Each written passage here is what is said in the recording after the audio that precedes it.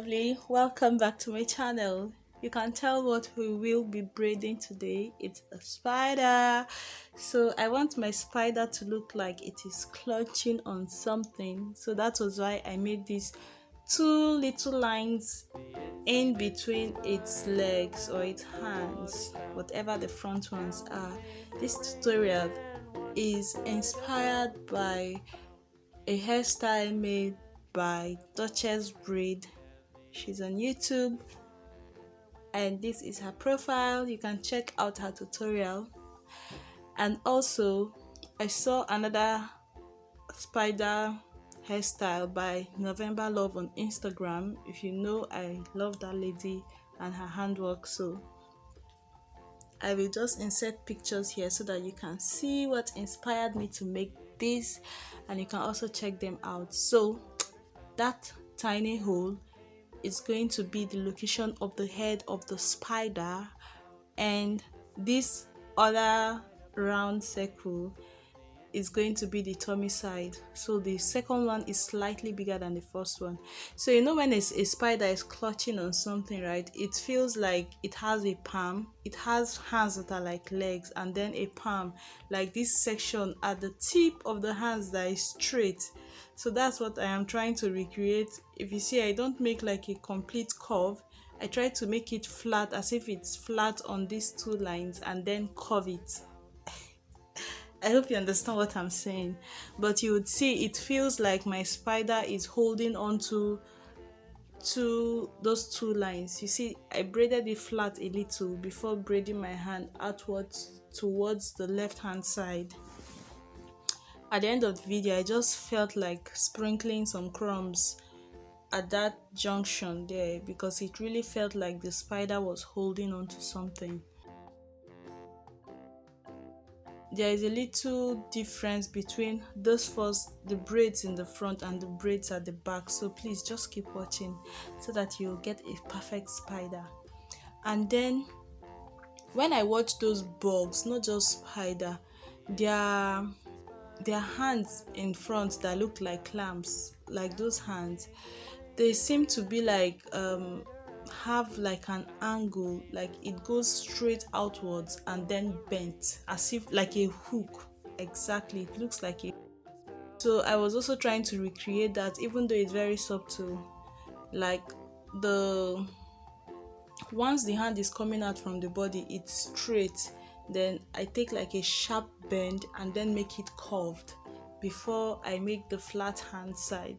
So it comes out at about an angle of maybe 135, and then forms like a hook, a curved part, then the straight palm holding on to the straight line. So it will feel like it's, I don't know, I watch a lot of animal channels, and you know how bugs, when they are trying to cut something, they have like those hook that is curved. I wanted it curved, but not all the way from the body. I don't want it to look like a human hand that is forming a curve. I wanted it to be straight and then curved, and then the palms. So that's what I had at the back of my head. You would notice that these lines are not exact, they're not straight, they're not perfectly curved. That is just the explanation behind it. Then do you know something else that is cool with this spider design? If you end up making just, let's say, the head just the way I have done so far, and you stop here, you see this braid I have done braiding before making this line. If you have just two braids, it's still going to look like a spider. If you have three braids, it looks like a bigger spider. If you have four, it looks also like a spider. So don't be intimidated. If you're not someone that is really so into designs, you can just make the center circle and two of those legs. If your spider has four legs in front and four in back, I think that's the normal range, so you don't have to make so many alien legs like I did. So that's it. And if you're making a braided hairstyle all through, as you can see, when I was done, I just braided the rest of the hair into two big braids to the back. If you're making a hairstyle where you can like make smaller braids from the body of the spider towards the hairstyle, then you can afford to make the legs open. I felt like this spider would have looked more realistic if the back legs were not all together, so it will look like it is actually walking and the legs are opened. So you can just, instead of curving the legs together to meet at a point, you just spread it out as if the spider is walking. And then those hairs in between each of the legs, you can incorporate it into your braid design. That's going to look more realistic. But I didn't want to do too much with the rest of the hair. I just wanted to braid the spider and move on. I didn't want to make a complete hairstyle on my mannequin and start losing, so that's why I just did the 2 braids. Besides, the person that inspired me, she made like two jumbo braids, but she just made the spider design inside, so I took that route too. And that's it. You know, when you're a hairstylist, the motivation when you're getting paid, see, I'm not saying I'm not getting paid for this, but the motivation when you're getting paid for a job is not the same when you're doing a free work. If a friend comes over and just pesters you or asks you to make her hair, the motivation and the spirit we use in making free hair is not the same one you use in making a paid job. So if I was making this hair on somebody, this is like free hair for my mannequin. I talk up. So if I was making this hair on a client, I would of course go the extra mile and put in everything, but I just wanted to show how to make a spider. Then people watching can decide what to do with the rest of the head. So in case I have a child or someone who wants to make this hairstyle, you're going to see it again with a complete hairstyle. Until then, just make your spider and do whatever you want with the rest of the hair. So when I was done braiding the hands to the front, I turned my mannequin around and started braiding from the back to the tummy, from the back to the tummy for the back legs. These the legs I was saying could have been straight. Instead of curving it, just make it straight and even make it open to look as if the spider was holding on to something in the front and working with his back leg. Is that what they do when they are carrying load? Hold on to it with the front leg, since you don't have hand and your hand is your leg, and then you work with the back legs.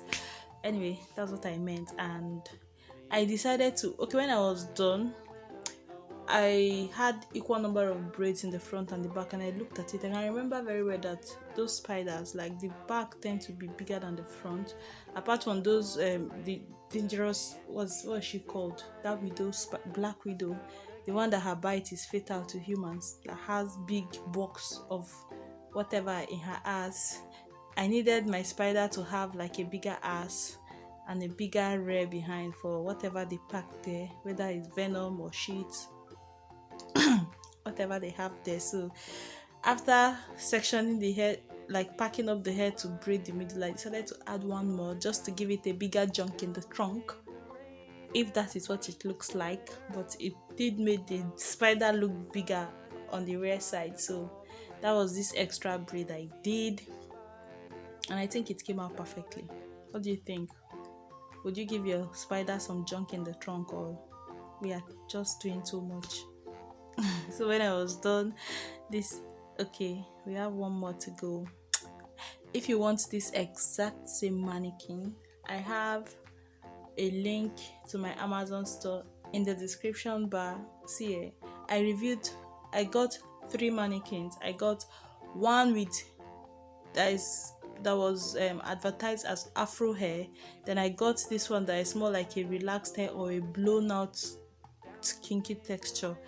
I reviewed each and then made another video where I compared them. I washed it, blow dried it, did like what you would do to your normal hair. I just didn't dye it. That was the only thing I didn't do. So you would see how it coils, how it blow dries, whether it tangles, whether it sheds.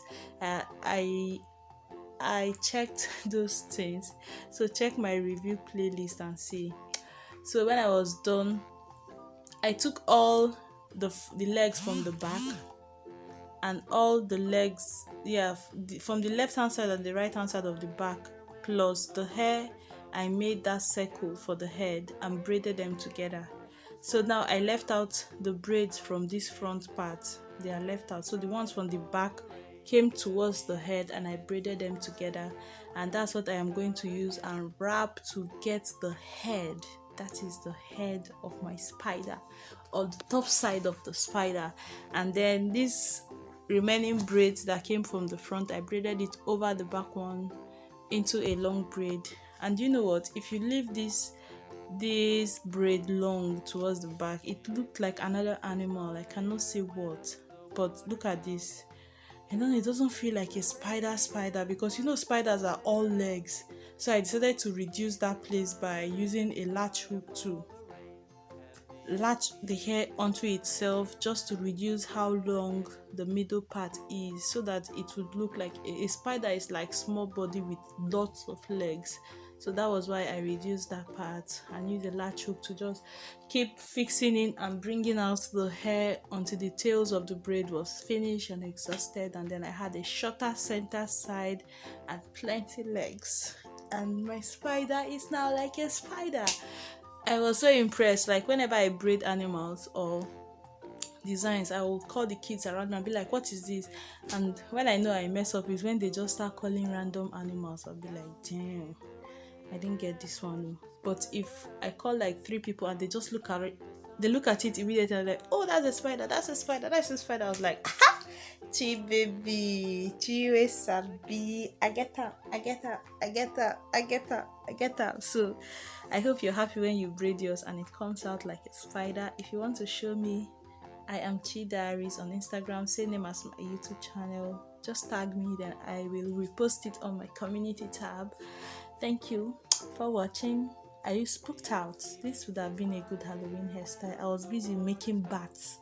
Bat of all, like very voodoo looking bat that was even freaking me out. I was making that bat and I started getting scared. At the point I just felt like pleading the name of God over my head because I was confused. But this one looks cute and spooky at the same time. So thank you for watching. Bye.